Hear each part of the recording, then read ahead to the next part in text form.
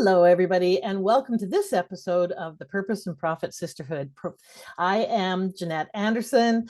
I am your bodacious host, and today I have with me Scott Aaron. Scott, where are you in the world? I am in Marlton, New Jersey, just outside of Philadelphia. All right. Well, you know that we always want to bring you lots of good content about how to be more visible, how to get more clients, and how to master some of this damn social media that's confounding and flummoxing for many, many people. So today, Scott is another expert that I'm bringing you on LinkedIn. I know we've had a few of them over the last little bit, but the reason is because LinkedIn is growing in importance, growing in profile, and super important to master. So we can sometimes hear things a few times before they sink in. And you might find that this expert resonates with you, or you want to work with that person more. So that's why I keep bringing you some of similar speakers on similar topics, because there's so much to talk about in this realm. So welcome, Scott. I'm glad you're here.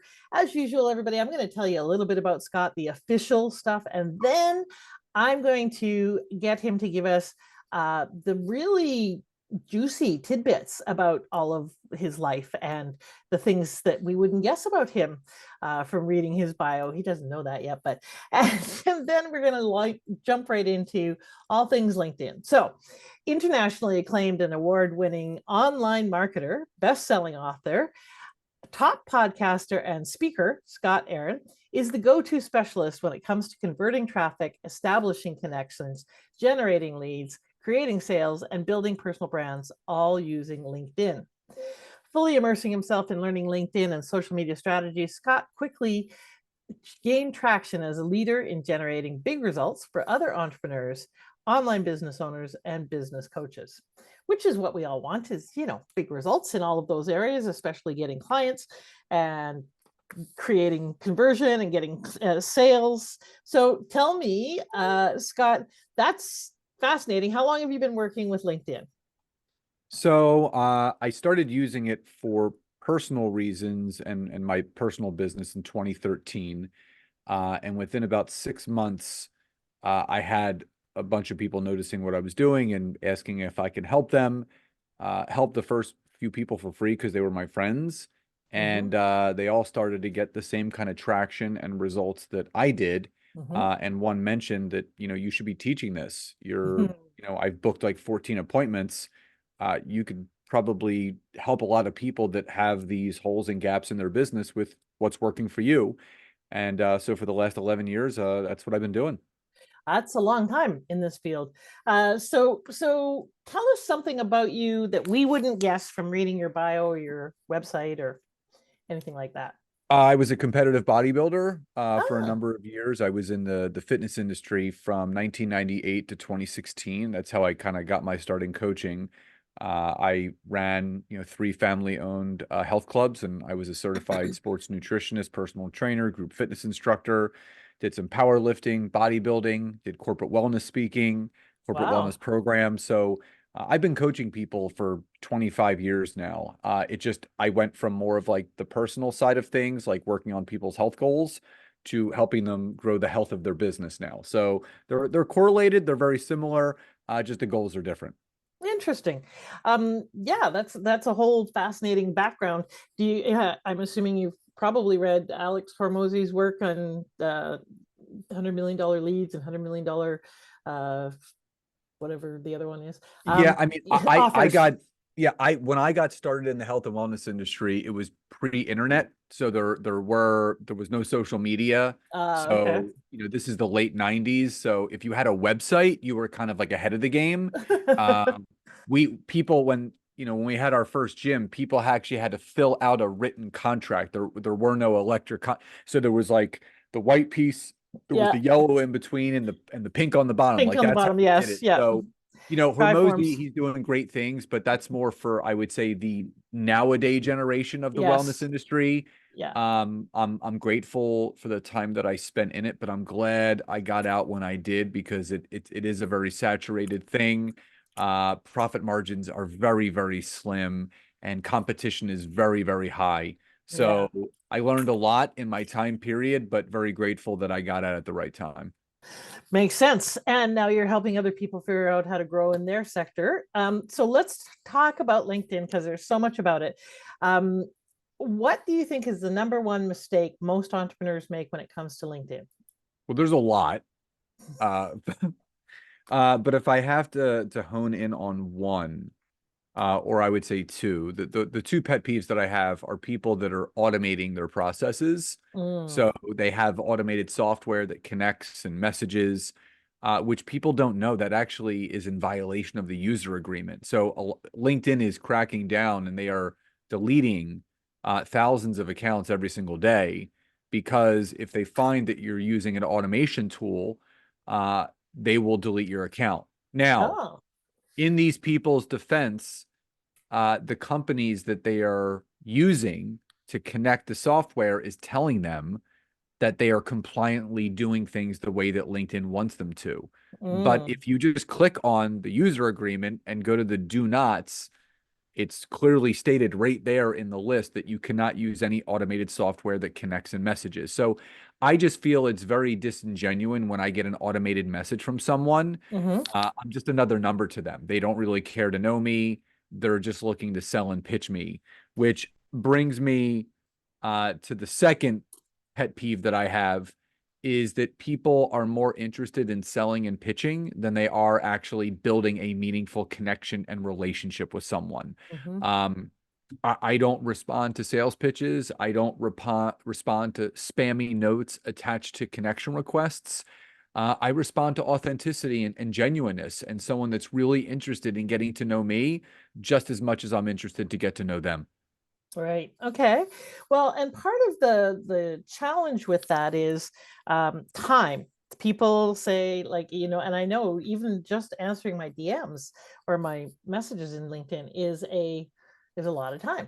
How do we do that? How do we develop all of those relationships, connections, keep track of them all, for the love of God, and do that without it taking up the entire day? Yeah, so for me and what I teach in the programs that we have is blocking out 30 minutes a day on your calendar that Hmm. is dedicated to just LinkedIn. And that is to respond to messages that you want to respond back to.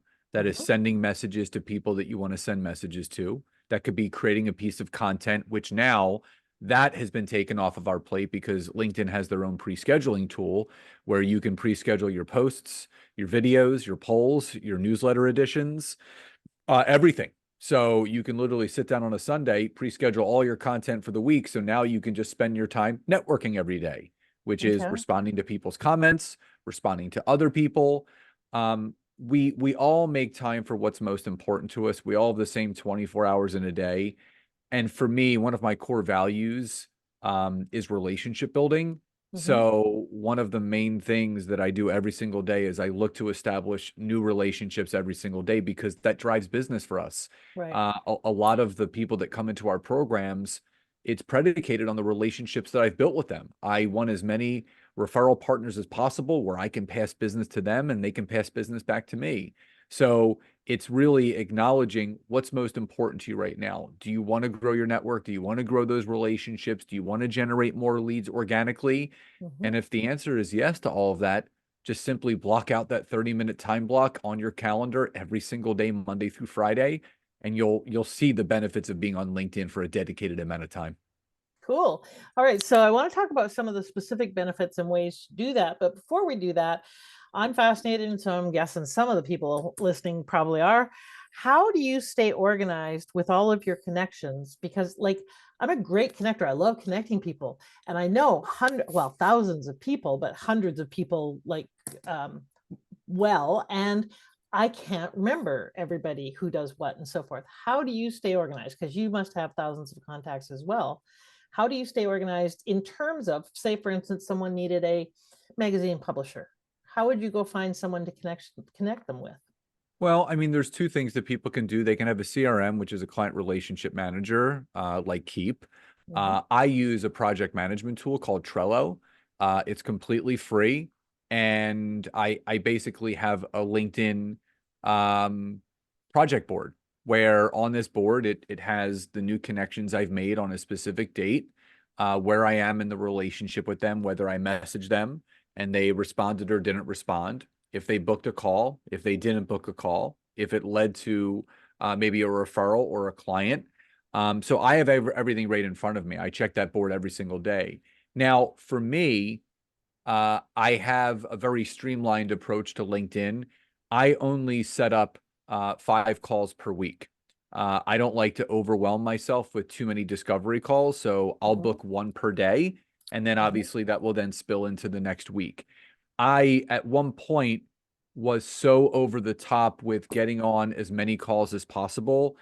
It basically uh, made things very difficult for myself in order to grow and scale, because I was spending too much time networking with people, and the wrong people for that matter, and it was mhm, pulling away from the things that I really wanted to be doing.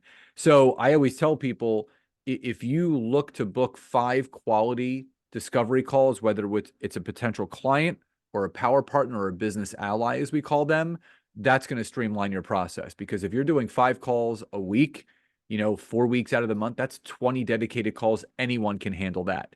So you want to break things down into very streamlined processes so people can really wrap their heads around just 1 call a day instead of 5 or 6 calls a day, because that just leads to overwhelm. When we mhm. get overwhelmed, that's what causes analysis paralysis, and then we end up stopping it altogether. Exactly. Okay. So you mentioned the right leads. So tell me a little bit more about how you prospect in terms of finding the right people that you can help. So I take a look at, from an industry or professional title perspective, who I serve best. So with LinkedIn, just like any other search engine, it's based around keywords. So when people say, "Well, I help overwhelmed business professionals," you can't type in "overwhelmed business professional," because that business professional is not going to mention that they're overwhelmed on their LinkedIn profile. Right. Yeah. So you have to think about, okay, who have I worked with that is an overwhelmed business professional that got phenomenal results from what I taught them? What profession are they in? So say that overwhelmed business professional, you found they were in law, Mhm, or they were an accountant or a bookkeeper or a doctor. Now you have something to work with, because then you can go into the search engine and you can start searching and connecting for people that fit the scope of your ideal client avatar. Just like for me, um, business coaches, business consultants, service professionals, podcasters, authors, those are all great connections for me, because one, I can serve them with the services that our company has, mhm. or at worst case scenario, they can become a great power partner for me, where I can refer business to them and they can refer business back to me. So it's really clearly identifying who's going to get the best results from what you do Mhm. from a profession or industry standpoint. That will help you identify who your ideal target client is. Okay, I appreciate that. And do you use Sales Navigator in your work or not? I No. don't. So Sales Navigator, I've never paid for LinkedIn, so I've never used Premium Navigator. I help people that are using Navigator how they should best use it. Navigator is a really good tool, and I'm going to give you a specific example. I'm working with an insurance brokerage right now who does group benefits. So Sales Navigator is a great fit for them because they target by company size Mhm, and company yearly revenue. So with Sales Navigator, you can go in there and you can literally punch in exactly what the revenue per year, as mhm, far as what you want the company to have, but also employee size. Now, for I would say a consultant or a coach or a solopreneur, you're not going to get the best results from that, because you're working more on not a smaller scale, but a more individual scale. mhm. So you're going to get better results by using all of the keywords that you can actually punch in to the general search engine. But if you are that person that's a financial advisor, a financial planner, an insurance broker Yeah. that really requires that sort of data to punch in, where you're searching not just by job title or profession, but you want to search by company size or Mhm. company revenue, Sales Navigator is the best fit for that person. Great. Okay. And in terms of there's a lot of new functionality and tools that LinkedIn offers. Newsletters, you can become a, what's it called, where you earn rankings? Community top voice. Community top voice, content creation, provision. There's a lot of different ways to get kind of seen and heard in LinkedIn. If people are starting out and building their LinkedIn profile, what should they be focusing on? Well, number one, I think you kind of alluded to it, having creator mode turned on, which, I mean, it's very easy. You just literally click a button to just say turn on. Mhm. This allows you to access all of the creator tools on LinkedIn, Mhm. which are LinkedIn audio events, LinkedIn Live and LinkedIn Live events, and LinkedIn newsletters. Mhm. Now, the parameters is you must have 150 connections or followers to activate those. So you can turn LinkedIn creator mode on, but if you only have 90 connections, you're not going to be able to access those resources until you eclipse 150 connections. Once you do, then you can access them. Now, also to your point, those creator tools give you so much visibility because, my LinkedIn newsletter, when I started it about 2 years ago, I've gone from 0 to almost 8,000 subscribers of my newsletter now. And that's a very personal way where I can get in front of those people each and every week. But also when you have creator mode turned on, you can also add a clickable link to the top portion of your profile. So if you want to drive more outside traffic, so maybe you want to take people off of LinkedIn to maybe a lead capture page if you have a sales funnel in place, or you Mhm. want to take them to a pop-up on your website, or maybe a calendar where they can book a call with you, you can actually put that hyperlink at the top portion of your profile and just say, check out my website here, or book a free call with me here. So now your LinkedIn profile is not acting as just a profile, it's acting as a landing page to a website where now you're able to start collecting emails compliantly by having ways to collect those, whether it be the clickable link in your profile or the featured content section right below your summary section. Okay, I like that. If someone was going to pick one thing to focus on as a way to start getting their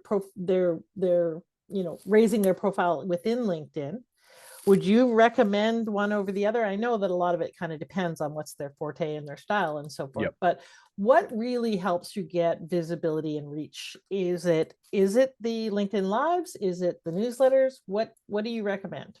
Yeah, as far as search engine goes, so if we want to talk about what's going to enable me to appear in more searches, so Mhm. just like if you're going on Google and you do a search, you want to appear on that first page of the search because you get Mhm. the ultimate visibility. You don't want to be on page 26. LinkedIn is the same thing. So you have to, before you even go into LinkedIn Live, before you even go into creator mode and all those things, you have to make sure that your profile is SEO optimized, search engine optimization.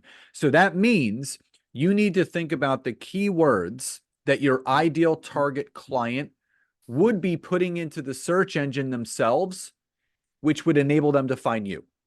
So, what are the keywords that your ideal client would put into the search engine that would have your profile populating? So, we always talk about the passenger side perspective. It's not from your perspective.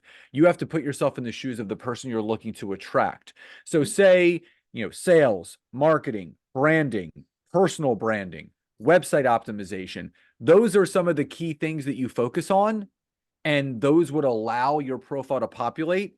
You want to make sure that you have those keywords populated all over your profile, specifically in the headline of your profile, in the about section when you're telling people what it is that you do, and also in the descriptions of the experiences that you have listed in your profile. So when you start optimizing those specific keywords that correlate and bridge the gap between yourself and your ideal client, and they're using those keywords, which they're going to, you will start populating in more searches, which means you'll get more profile visits, which means you'll start growing your network more organically, and you'll have more people reaching out to you. Okay. And how important is on LinkedIn versus some other platforms, um, followers or connections on LinkedIn, number of connections? What's the thing that what's the metric or the number that really matters?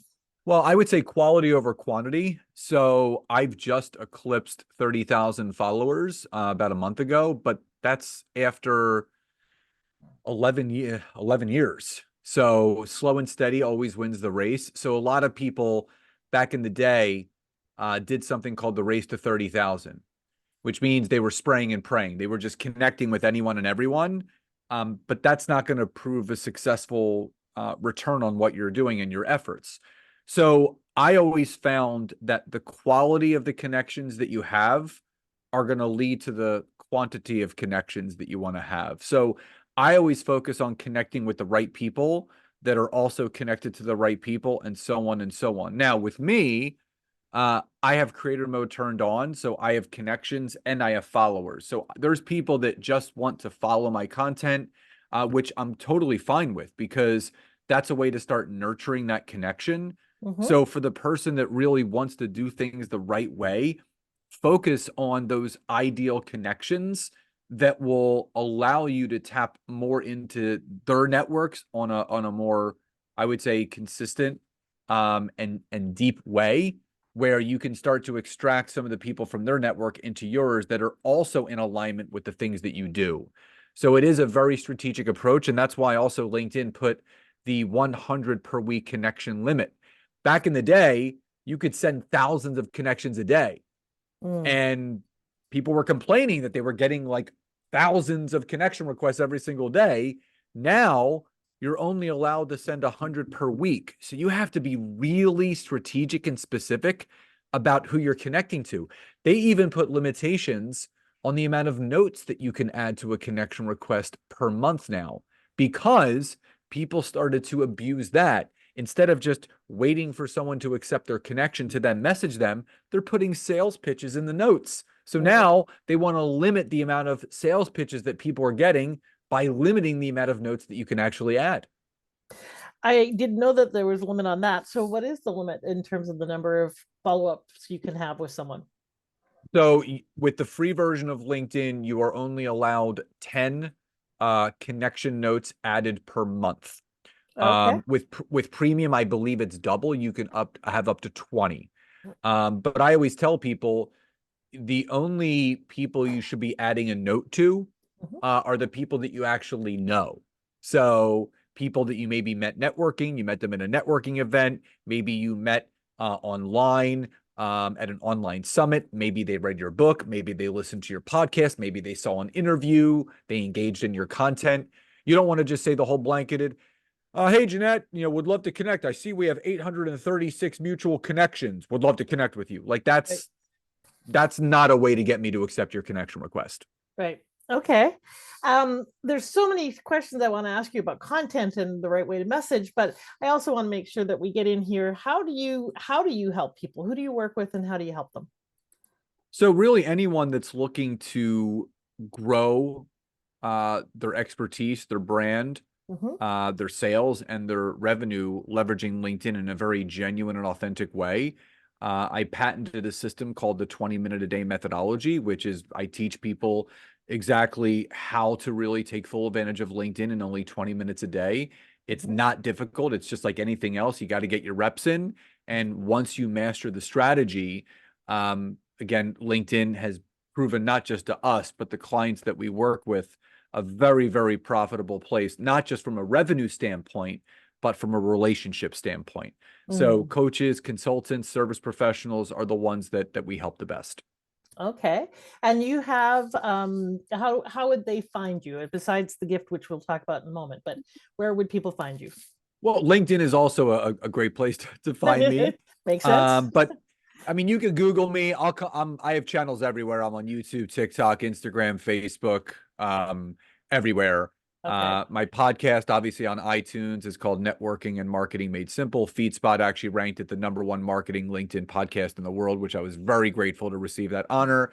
And then people can always go to my website, scottaaron.net, if they would like to learn more about me personally. Awesome. And congratulations. Excuse me. Thank Congratulations you. on that profile. That's not easy to get.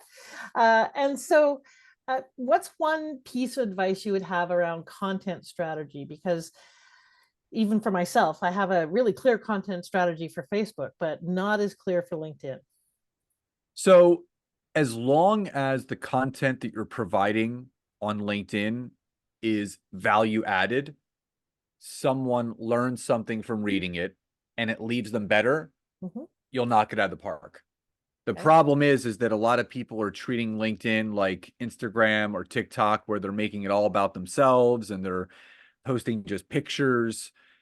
Yes, you can share a little bit of your personal journey, but Mhm. people are on there to network, to connect, and learn how to improve their business. So the simple adage is give the people what they want. And Mm. if they want to learn how to improve their business, tell them how to. And here's the thing, if you're afraid to give too much value, then you may not be confident in what you're actually offering. I Mhm. give the keys to the castle every single day on LinkedIn. And again, there are people that still cross the bridge and say, "Hey, I want to hire you." Because I've built that know, like, and trust. We don't buy anything from anyone that we don't know, like, and trust. Mhm. So before you hit the post button on any of your LinkedIn content, whether it's a video, a poll, an article, a newsletter, a document, a post, ask yourself, is this leaving my audience better? And is this value added enough where they're going to come back for more? If the Mm. answer is yes, you're on the right track. Mm. I love that. Clearly, you've been on podcasts for a long time as well as doing your own because you have the most concise, awesome answers. And this has been a Thank you. powerful ton of great content about this. I would love to talk to you for another hour about all sorts of things and do's and don'ts, but you have a gift for everybody. So tell them about that. Yeah, thank you. If anyone goes to my website or Jeanette has it for you, like we talked about, optimizing your profile is the first place that you want to start in really maximizing your efforts in very little time on LinkedIn. So I call this the perfect profile infograph. It's 6 steps to perfecting your LinkedIn profile. So what should you have on your headline? What should you include in your summary or about section? How should you structure the experience section? What groups should you be joining? Just to really maximize all of the efforts of what you're going to be doing on LinkedIn. And this tool that I have created and have been using for years will definitely get you on the right path of where you want to go. All right, I will put the link below in the show notes and in the comments on the Facebook group and so forth. So just look for that link and you can get that information. What's one last piece of advice or warning or encouragement you'd like to leave people with? In regards to LinkedIn, play the long game. It's Mm. not a sprint, it's a marathon. And I can't tell you how many people that we work with have continued wins years later. Just a really quick story.